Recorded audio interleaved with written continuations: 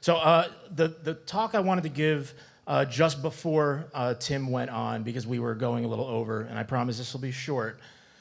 This meetup today is about venture capital and exchange. Exchanges are the lifeblood of what Bitcoin could be. They need to be the lifeblood of what Bitcoin could be. So I prepared just a little thing I want to read to you guys. So why does Bitcoin have value? What really are investors speculating on? Well, they're speculating on future speculation. That's it. It's that simple, all right? But the future speculation of what? It's future utility.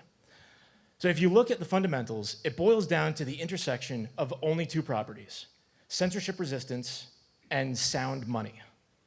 I'll repeat that. Bitcoin's two fundamentals: censorship resistance and sound money. This means that speculators are valuing Bitcoin's present and future ability to privately and trustlessly transact sovereign wealth. Any Bitcoin company CEO who tells you that they're Bitcoin first, but gets excited with the prospect of the fidelities of the world bringing crypto mainstream is forgetting these fundamentals. I know that sounds strange, but I'll explain.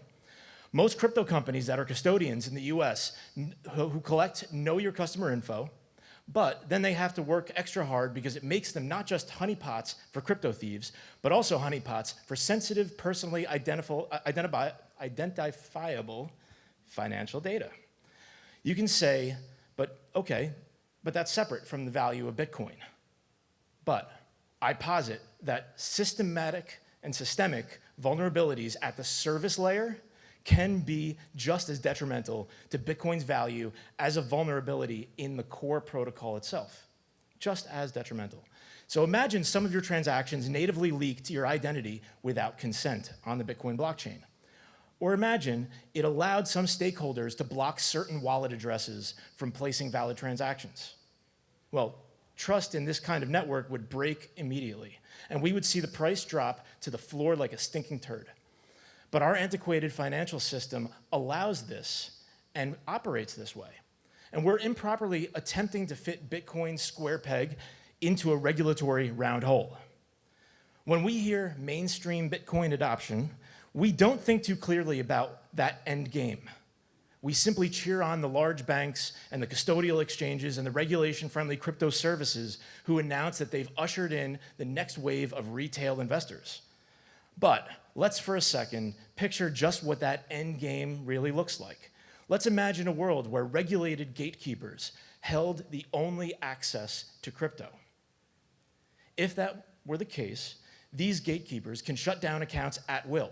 They can block transactions. They can reverse your revenue. This becomes censorship at the service layer, which can be just as detrimental to the utility of Bitcoin as censorship problems at the protocol level. And exchanges are no exception.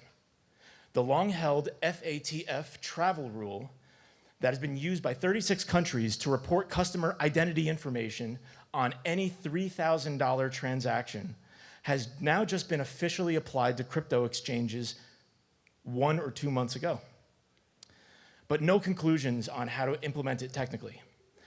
And even if exchanges figure out a way to fall in line and report off-chain, or God forbid, on-chain, where your customer identity becomes laser etched into your withdrawal transaction for all eternity, it obviously shows a fundamental misunderstanding of how transactions within permissionless, pseudonymous blockchains actually work. So when that was announced, BTC dropped almost $1,000 that day.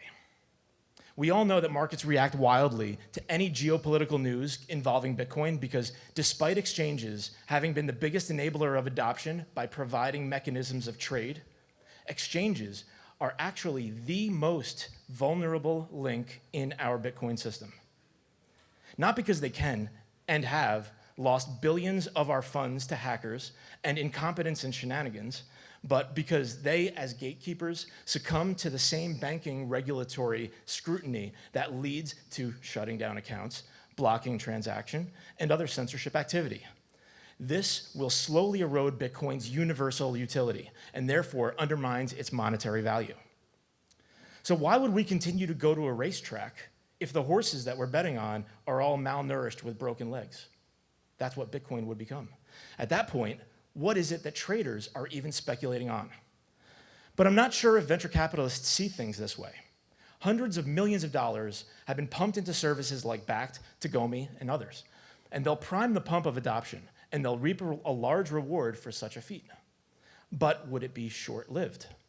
Where along the adoption curve would the Bitcoin that we know sunset and give rise to nothing more than a millennial-friendly digital stock market 2.0? So here's a crazy thought. Could these VCs be investing today in the very companies that ultimately neuter the Bitcoin that they thought they were upholding? So tonight, here at another historic Silicon Valley Bitcoin meetup, we brought in some of crypto's top investors to touch on this, their thoughts on the future of exchange, and more. My hope is to garner conversation on how to support Bitcoin trade for all, not for some, not for the privileged, not for first world citizens with social security numbers and credit card accounts, but all. If the price on exchanges is linked to the speculation of Bitcoin's future as self-sovereign money for all, then imagine the price set by shifted expectations that all really means some, and Bitcoin becomes nothing more than Bitness as usual. And that is why I wanted to put this together today. So I was going to